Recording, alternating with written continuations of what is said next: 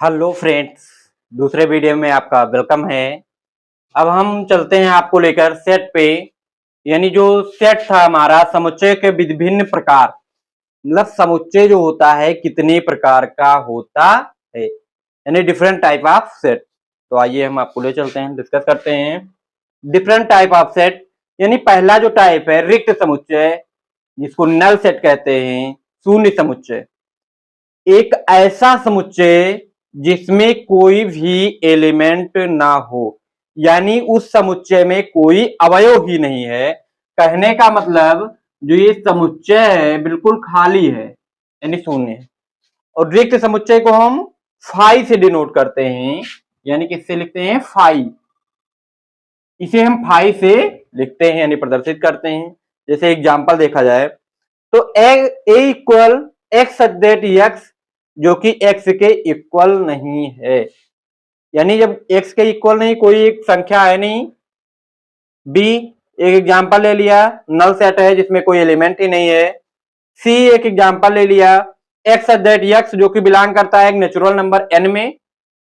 और natural number क्या है? 1 और 0 के बीच में कोई नेचुरल नंबर होती ही नहीं है। कहने का मतलब जो यक्स है, ये यक्स 1 और 0 के बीच में, और 1 और 0 के बीच में आपको पता है नेचुरल नंबर नहीं होते हैं। जैसे कि देखो नेचुरल नंबर हमारे स्टार्ट कहां से होते हैं? 1 2 3 4। तो 1 यानी 1 और 0 के बीच में कोई भी नेचुरल नंबर नहीं है, इसलिए हम इसको कहते हैं रिक्त समुच्चय। नेक्स्ट हम बात करते हैं एकल समुच्चय, सिंगलटन सेट। एकल समुच्चय क्या होता है? जब उसके अवयवों की जो संख्या सिर्फ और सिर्फ एक होना चाहिए। यानी क्या हो? एक। यानी कह सकते हैं ए बराबर, एक एलिमेंट मान लो 6 ले लिए। कोई दूसरा समुच्चय बी बराबर ले सकते हो, 1 ले सकते हो, या 0 भी ले सकते हो। अगर 0 को हम एक सेट में लिख देते हैं तो ये एकल समुच्चय हो जाएगा, ना कि शून्य समुच्चय। फाई को भी अगर हम सेट के रूप में लिख दें मिडिल ब्रैकेट में, इस प्रकार सेट के रूप में अगर डिफाइन कर दें, तो ये भी एकल समुच्चय हो जाएगा। कहने का मतलब फाई यहां पर सिंगलटन सेट नहीं है, सिंगलटन सेट है, सॉरी, नल सेट नहीं है।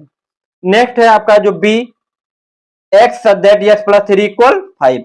कहने का मतलब एक्स प्लस 3 इक्वल 5, तो एक्स इक्वल 5 ए प्लस 3 है, उधर जाएगा -3, यानी एक्स की वैल्यू यहाँ के क्या आ जाएगी? 2। तो कहने का मतलब जो ये बी है इसका एक ही वैल्यू आएगा, यानी जो बी आ जाएगा यहाँ पर सिर्फ और सिर्फ 2 आएगा। तो ये भी क्या है? एक सिंगलटन सेट, क्योंकि इसका एक ही सोल्यूशन है, वो है एक 2 मिल रहा है, जो कि एक एलिमेंट। नेक्स्ट है हमारा परिमित समुच्चय। परिमित समुच्चय क्या होता है? ऐसा सेट, यानी ऐसा समुच्चय जिसमें अवयवों की संख्या क्या हो? एक फाइनाइट हो, यानी कि उसमें एक फाइनाइट अवयव हो जिसको हम काउंट कर सकते हैं, उसे हम फाइनाइट कहते हैं। तो फाइनाइट समुच्चय जैसे हम ले सकते हैं अंग्रेजी वर्णमाला के स्वर या अंग्रेजी वर्णमाला के लेटर। अंग्रेजी वर्णमाला के लेटर हमको पता है कि 26 लेटर होते हैं, जो कि हम काउंट कर सकते हैं। अंग्रेजी वर्णमाला के स्वर हैं, तो इसको भी हम काउंट कर सकते हैं। जो तीसरा आपका समुच्चय है परिमित समुच्चय। परिमित समुच्चय कहने का मतलब है फाइनाइट, फाइनाइट सेट। अब ये क्या होता है फाइनाइट सेट?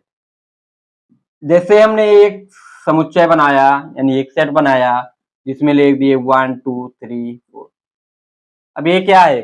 फाइनाइट, क्योंकि इसमें कितने एलिमेंट हैं? 4। और एक चीज और मित्रों, हमें कभी भी जैसे आपको काउंट करना है यहाँ पर कि कितने इसमें एलिमेंट हैं, तो उसको जैसे हमें इस समुच्चय में कितने एलिमेंट है, तो एन ऑफ ये इक्वल कितना हो जाएगा? 4।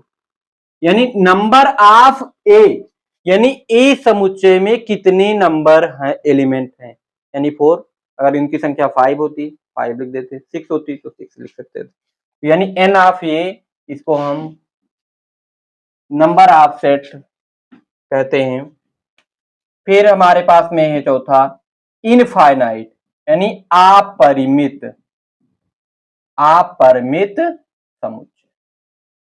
यानी इनफाइनाइट। अपरिमित समुच्चय क्या होता है मित्रों? अपरिमित समुच्चय बहुत ही सरल है, ऐसा समुच्चय जिसमें अवयवों की संख्या इनफाइनाइट हो, इनको उसको हम काउंट नहीं कर सकते। जैसे कि कोई भी एक ले सकते हो,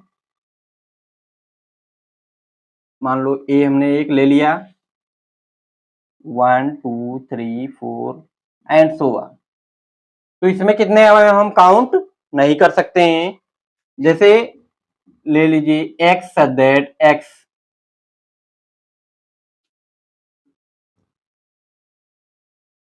प्राकृतिक संख्या, एक प्राकृतिक संख्या।